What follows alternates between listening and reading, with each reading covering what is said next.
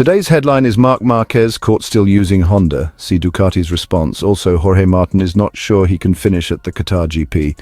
Let's discuss it. Watch until the end. After a turbulent start to his 2025 MotoGP campaign, reigning world champion Jorge Martin is finally set to return to action at the highly anticipated Qatar Grand Prix. The Aprilia rider's road to recovery has been far from smooth, marked by a series of setbacks that began during pre-season testing. Back in February, during the first day of the Malaysia test, Martin suffered multiple fractures in a crash that would ultimately derail the early stages of his season. Hopes for a swift return were dashed when he endured another heavy fall during practice in Thailand, just as he was preparing to make his comeback at the opening round. That incident resulted in further injuries, including a complex wrist fracture that significantly complicated his recovery timeline. With those injuries ruling him out of the first 3 rounds of the championship, Martin remained sidelined and out of contention while rivals racked up valuable points. Despite attending the Grand Prix of the Americas to support his team and stay close to the paddock, his focus remained fixed on returning at full fitness for the 4th round. Aprilia's decision to confirm his participation in the Qatar Grand Prix came only after he passed a final medical check, clearing the way for his long-awaited debut on the RSGP 25 in race conditions. Martin's build-up to this race has been unusually limited for a rider of his caliber. Since the end-of-season test in Barcelona last November, he has completed just 90 laps aboard the new Aprilia machine, an alarmingly small amount for a world champion adapting to a new manufacturer. The lack of physical preparation and bike familiarity makes his task in Qatar not just a race, but a test of endurance, mental fortitude, and physical resilience. He approaches this round without illusions of grandeur, recognizing that merely finishing the race would mark an important step forward in his recovery and adaptation process. Historically, the Lusail International Circuit has provided favorable conditions for Martin, even though he has yet to secure a Premier-class victory there.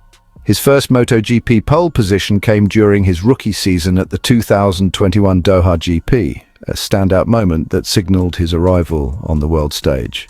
More recently, in 2024, he dominated the sprint race and topped the qualifying sheets at the same venue, showcasing his speed and precision under the Qatari floodlights.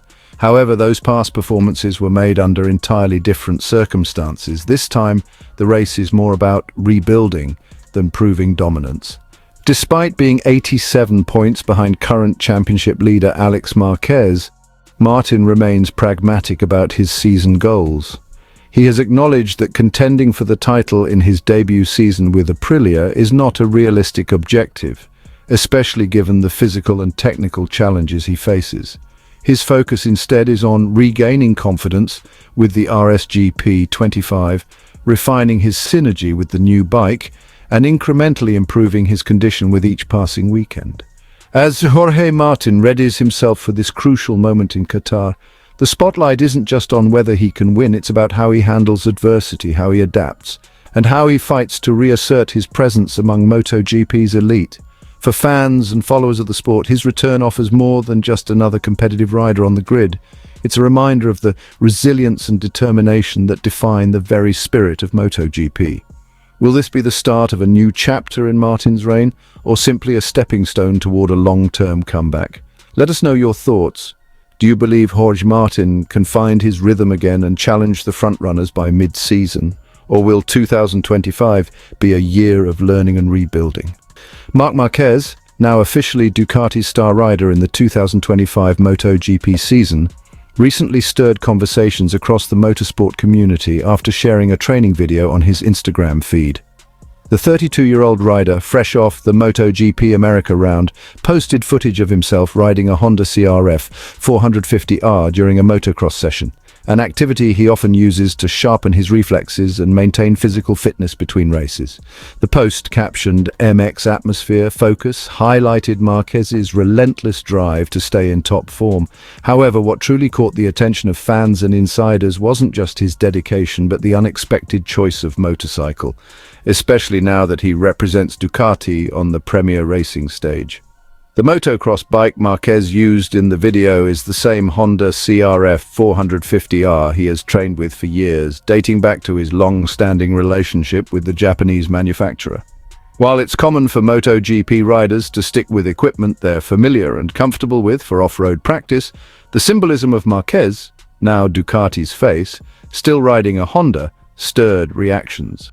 Even more surprising was the subtle yet telling response from Ducati Course's official Instagram account, which left a single heart emoji in the comments section.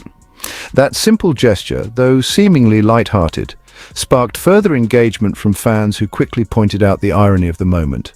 Many in the comments section voiced concern, even disappointment, noting that Ducati recently launched its own motocross machine, the Desmo 450MX, a direct competitor to the Honda CRF450R. Enthusiasts questioned why Marquez didn't opt to promote his new team's brand, especially when Ducati is clearly trying to expand its presence beyond MotoGP. Some saw it as a missed opportunity to showcase loyalty or boost Ducati's growing off-road portfolio.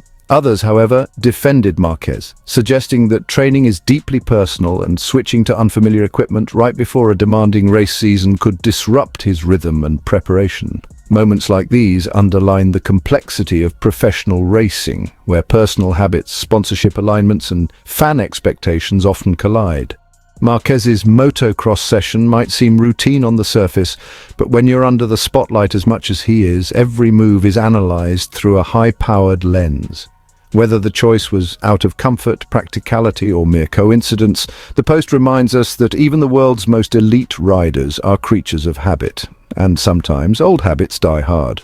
What do you think? Should Marquez fully transition to Ducati machinery even for his private training sessions, or does his long-standing connection to Honda's motocross bikes still make sense in the grand scheme? Would you, as a fan, feel more inspired seeing your favorite rider supporting their brand across all forms of riding?